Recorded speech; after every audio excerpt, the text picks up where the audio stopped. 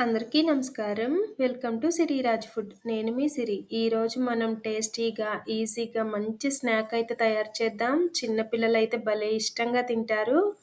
Taste విషయానికొస్తే చాలా అంటే చాలా బావుంటుంది. ఈ వీడియో మీకు నచ్చితే తప్పకుండా like, share and subscribe friends.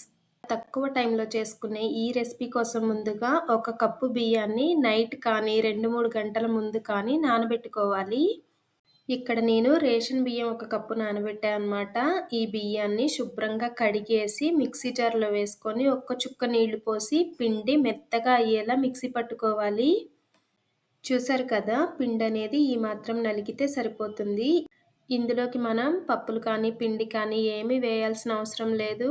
ఈ పిండిలోకి మనం ముందు ఉడికించి పెట్టుకున్న ఆలుగడ్డని ముక్కలుగా కట్ చేసి వేసుకొని ఇంకొకసారి మెత్తగా అయ్యేలా మిక్సీ పట్టుకోవాలి. రుచికి సరిపడా ఉప్పు వేసి ఇలా మెత్తగా మిక్సీ పట్టుకున్న తర్వాత ఒక గిన్నెలో పోసేద్దాం. మన ఛానల్‌లో ఇంకా చాలా మంచి మంచి వీడియోస్ ఉన్నాయి. క్విక్‌గా చేసే స్నాక్స్, స్వీట్స్ అన్నీ ఉన్నాయి. కుదిరితే ఒక్కసారి చూడండి. వీడియోస్ మీకు నచ్చితే తప్పకుండా సబ్స్క్రైబ్ చేయండి. ఇప్పుడు ఇందులోకి సన్నగా కట్ చేసిన కొత్తిమీర కొంచెం వేసి ఒక్కసారి మంచిగా కలిపేసుకొని పక్కన పెట్టేద్దాం.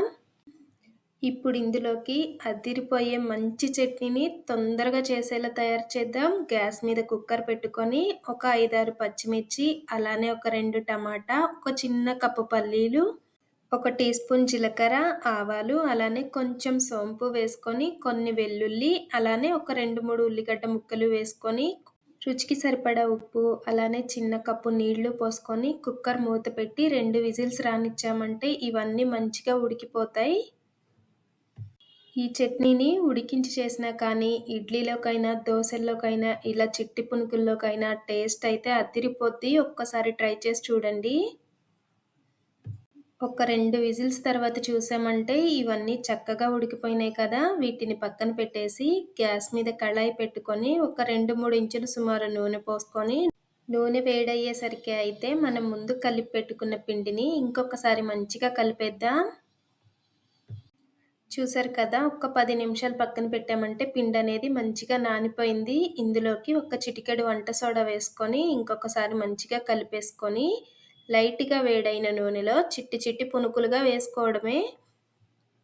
మనం వేస్తుంటే చూడండి చక్కగా పొంగుతున్నాయి కదా! ఇందులో మనం ఒక కప్పు రేషన్ బియ్యం, ఒక ఆలుగడ్డ మాత్రమే వాడామనమాట. ఎలాంటి పిండిలు కానీ, పప్పులు కానీ ఏమీ వాడలేదు. అప్పటికప్పుడే ఈజీగా ఈ చిట్టి పునుకులను ఒక్కసారి ట్రై చేసి చూడండి. గ్యాస్‌ని medium to high flame adjust చేసుకుంటూ వీటిని చక్కగా మంచి కలర్ వచ్చే వరకు వేయించుకోవాలి. ఇవైతే వేగిపోయినాయి కదా! పక్కకి తీసేసి రెండో వాయి కూడా వేద్దాం. ఇలా లైట్ కలర్ వచ్చినా కానీ మనం ఆలూతో బియ్యం పిండితో చేసాం కాబట్టి లోపల ఏమీ లేదు. పొంగినాయి కాబట్టి చక్కగా బబుల్స్‌లా ఉంటుంది. లోపల సాఫ్ట్‌గా, బయట క్రిస్పీగా టేస్ట్ అయితే చాలా అంటే చాలా బావున్నాయి. ముందు ఉడికించుకున్న టమాటాలనైతే మిక్సీ పట్టుకొని ఒక గిన్నెలో పోసేద్దాం. మైదా లేకుండా మనం తయారు చేసిన చిట్టి పునుకులైతే రెడీ. ఒక ప్లేట్‌లో పెట్టేసుకొని టమాటా చట్నీ, ఉల్లిగడ్డతో సర్వ్ చేసుకుంటే టేస్ట్ అయితే చాలా అంటే చాలా బావుంది. తప్పకుండా ఒకసారి ట్రై చేసి చూడండి. ఈ వీడియో మీకెలా అనిపించిందో కామెంట్ చేయండి. ఈ వీడియో మీకు నచ్చితే తప్పకుండా లైక్ చేయండి, షేర్ చేయండి, సబ్స్క్రైబ్ చేయండి. రేపు ఇంకో మంచి వీడియోతో మళ్ళీ కలుసుకుందాం. By bye friends.